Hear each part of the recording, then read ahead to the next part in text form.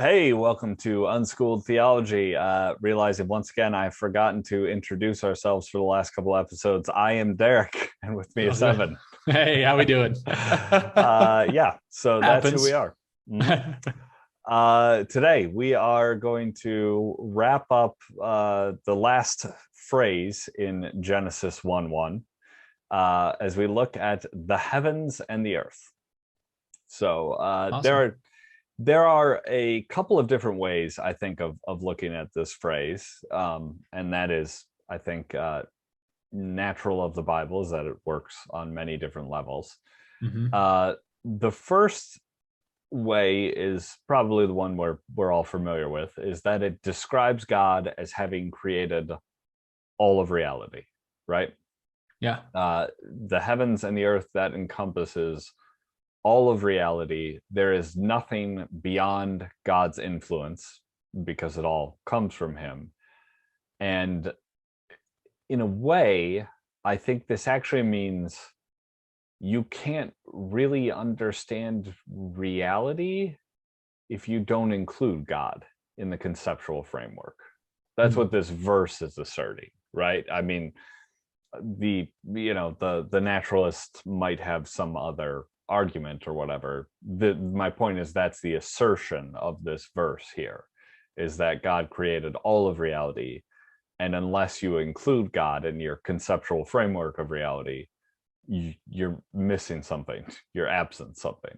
Hmm. Which I think is actually the point of that Terence McKenna quote that we talked about a couple episodes ago, where Yeah. uh, you know basically the naturalist framework comes down to, we need this one miracle that gives us all of matter and the laws of physics out of nothing in one instant, uh, and then we can explain everything from there. So Hmm. um, yeah, that's even that right there claims a level of incompleteness to their conceptual framework. And this verse here, by saying the heavens and the earth, all of reality, is saying, yeah, God is that missing piece.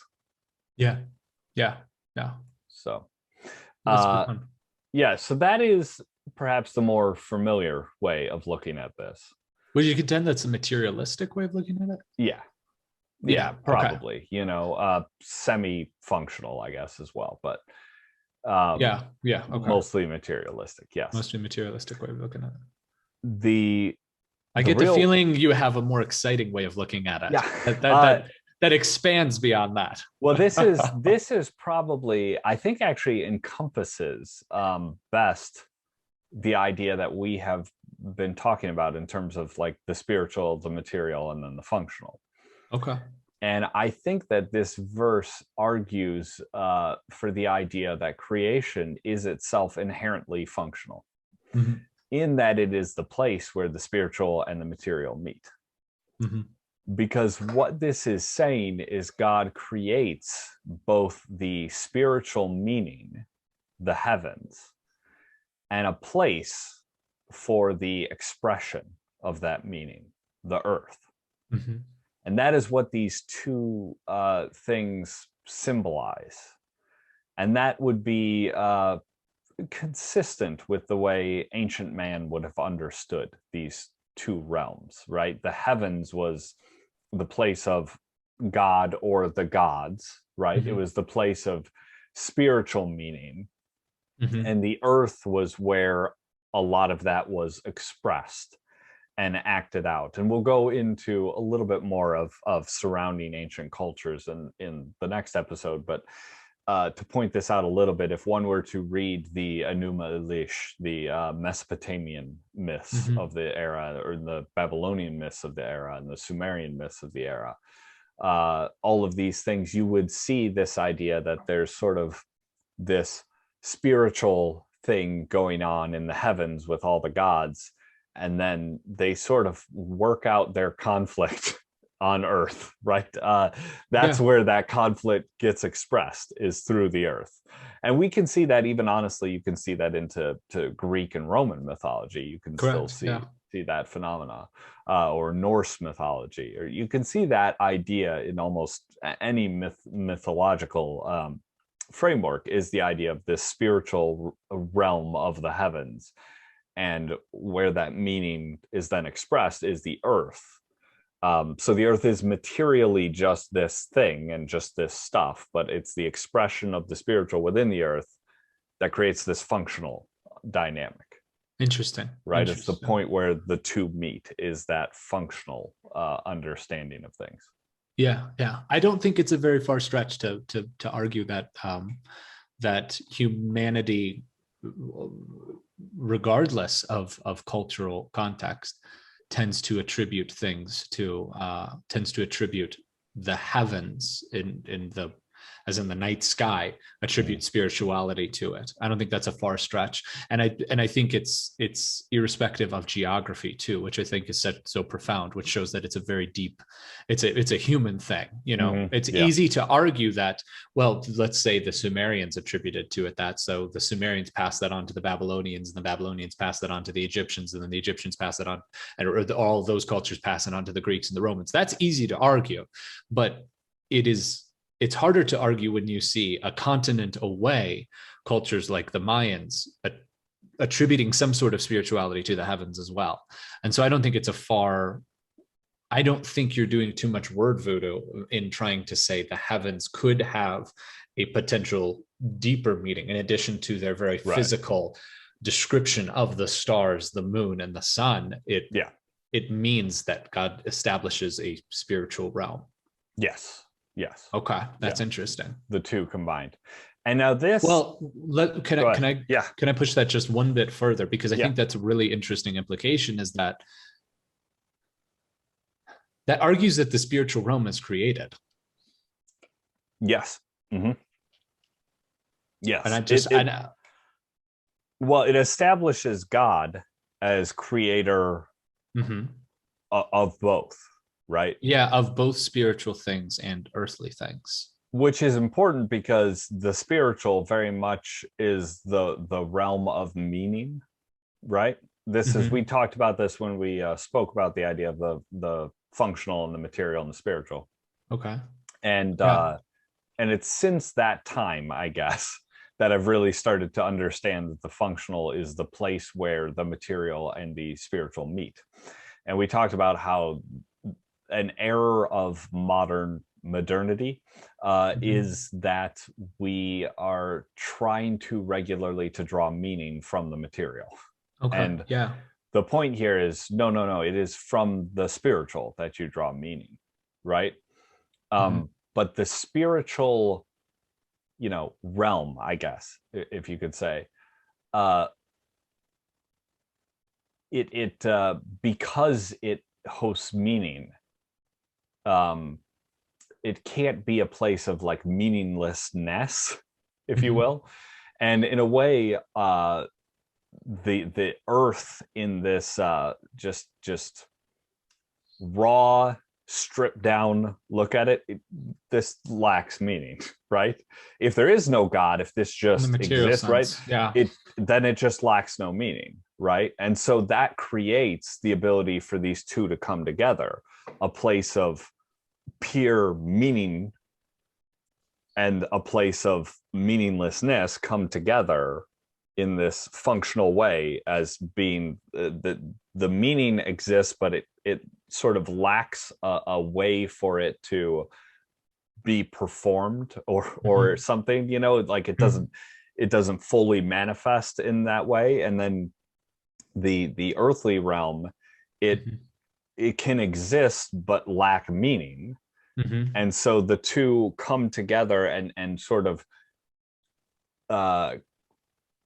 match in a way that fixes each other's deficiencies, if you will, right? And so that is what God created, is this perfect system where meaning is this thing we can think of distinctly, right? That I think is the key idea, the idea that this spiritual, this meaningfulness, we can think of that distinct from the way it's performed. Like these are ideas we can conceptually hold without even, and this is why we actually struggle to put them into words, right? Because that language is kind of a thing of the earth. but these meaning is something we can see almost in our heads and form pictures of, that we can never fully really even express all that well in words. But it is kind of a distinct thing. And then the earth can exist here, and we can, if we choose not to interact with the spiritual, we can live lives that are meaningless in a sense, right? The earth, we can participate with it in a meaningless way. Yeah. But the two are meant to be brought together, and that is sort of the fullness of creation, are those two ideas coming together. Let me there's two directions I could go with this, and you can respond to whichever you find more interesting. Okay. I think one is more interesting than the other, or one is more fruitful. The first would be to say, and this is the less fruitful, but if we're implying then that the heavens are created, therefore the spiritual realm is created, therefore when we talked about a couple episodes ago, we talked about our virtual reality idea, or being within a I forget the phrase what we used, but the computer science term that we use, and that God is the thing outside of that. That thing we wouldn't refer to as a spiritual realm then. It would be distinct from the created spiritual realm that we're referencing. That's the first one. It's like a box outside our box, the spiritual realm, if we were to think of it that way. And then God is outside of that box as well. Yeah, if we're wanting to think of it along that way. You could, I guess. It's almost more, it would almost be, I don't know how deep I want to get into this analogy. I would almost even be willing to contend it is a separate box entirely. And that the functional is the way in which they interact. But that's the two boxes. They could be. You could look at them as two boxes that are next to each other, right? And the functional idea is the wall that they share. Something like that. There's a T-shirt idea. I'm just trying to live in two boxes. That's all. You were not meant for this box. Remember that? Something along those lines. But I think the more interesting idea, or at least the more relevant idea, is that this connects to what we talked about in our last episode, the meaning of the word bara being to feed, which I think was profound, is that it implies purpose. It implies intention. And then the idea that the spiritual realm is created from the very beginning, and it is a created thing. If we're establishing that the heavens signify, and I want to make sure we're not going too far on a ledge here and really be critical, but if we're implying that the heavens are spiritual, which is really connected with significance and meaning, this means that not only is the material thing, the earth, created from the beginning, but there is meaning established in the beginning by God. That means significance is established to life, which is one of the great existential, at the same time, because they're created at the same time. So one of the great existential difficulties that humanity runs into, this sentence is trying to quell that almost, or to present a solution to that, is that in the beginning God creates, bara, feeds with intention the heavens and the earth. He feeds with intention, meaning, significance, the heavens, and then earth, which is the material reality. That's a pretty profound breakdown of it, if we're not going too far. Well, and if we go back to bara again, remember, this is when bara is used specifically to mean create, right? God is always the subject. God is always the one doing the creating. And so I talked a little bit last episode about the idea of saying, well, there must be something then about bara creation that only God can do, that is godly. And the argument I would make, and we'll look as we continue through the Bible at the other times bara comes up. I think the pattern that we'll see, and that when I looked at every instance of it, the pattern I saw is that bara creation is the creation of this functional meaning. It is the creation that brings together the spiritual and the material. That is bara creation. Bara is where God brings those two things together. And so, in Genesis 1, we'll see that in the creation of the animals. That is also bara creation. And then man is also bara creation. And so we'll talk about that in more detail when we get to them. But plants are not bara creation. And the land is not bara creation. The sun and moon, not bara creation, right? It is not that Really word. Yeah. It is only interesting. used for the animals and then man, in addition to the heavens and the earth here. That's fascinating. And I think that's, I mean, we could look and say clearly, there is something different about animals that makes them closer to us than plants. And we could Mhm. look at plants and say plants are definitely much closer in behavior or what it Function. means. Yeah, what it means to be a plant is closer to what it means to be the sun, or Yeah. what it means to be land than it is plant to animal, right? Interesting. There's a big leap in kind as you go from plant to animal Yeah. versus land to plant, if you will. Yeah. Yeah. Interesting. So yeah, so that is bringing home that bara discussion and what that word means. I would argue that what that word means is all of that creation is the bringing together of the spiritual meaning and the earthly matter. It's when God creates things that are specifically meant for that purpose Mhm. of bringing them together. Well, feeding is a. I'm sorry, I keep coming back to that, but feeding Yeah. is really, it's a functional word, right? Yes. Which connects with material things Mhm. because you're providing food, which is a material Right. thing. But it is the providing of sustenance is a it's a question of preservation, which is a spiritual question. Yeah, it's a question of meaning. Why preserve, Exactly. why Exactly. sustain, why do that, right? Exactly. That is a spiritual matter for sure. Yeah, that's interesting. So it does unify all three with just the concept of to feed something, Yes. which is interesting that would be only used when God is creating and only used when God is creating particular things. That's fascinating. Cool. I'm gonna Yes. have to chew on that one Yes. for a while Yeah. because that's maybe beyond me. But Yeah, bara is used a few other times, but when referencing the act of creating something, correct, it is correct, only God. correct. Yeah, There and that's is, I believe, I forget who it is, maybe Samuel, where bara is used to reference, I think, feeding. mhm, Um, but it will be worth it to look at that particular instance. passage, when we get to it. What exactly does it mean there? But yeah, so Yeah. that's going to be the way in which we're going to look at bara as we move Uh-huh. forward, is thinking about the marriage of the material and the spiritual. The place that they meet is the functional. Yeah. And It's my when new God, favorite Hebrew word. yes, and when God baras, he creates that marriage between the two.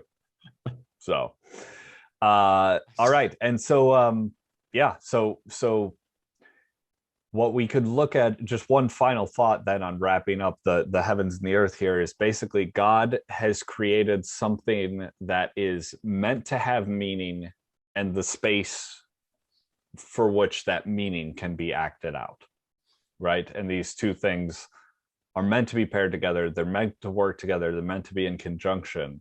And so in essence, he's saying if you are living a life that lacks connection to the spiritual, you are living a meaningless life. You aren't Mhm. using the earth, you aren't using that part of it, that side of things, as it is meant to be used.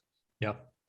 It's meant to be used for the spiritual purposes, so you must find a connection with that side of things. So all right.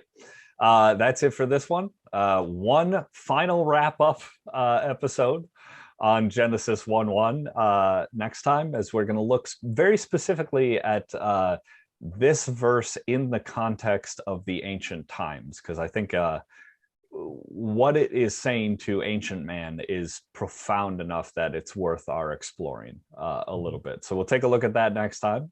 Be sure to like, subscribe, all that jazz, so you make sure you get notified. If you have any thoughts on this particular phrase or anything else we've discussed so far here in Genesis 1, let us know in the comments below, or email us at unschooledtheology@protonmail.com.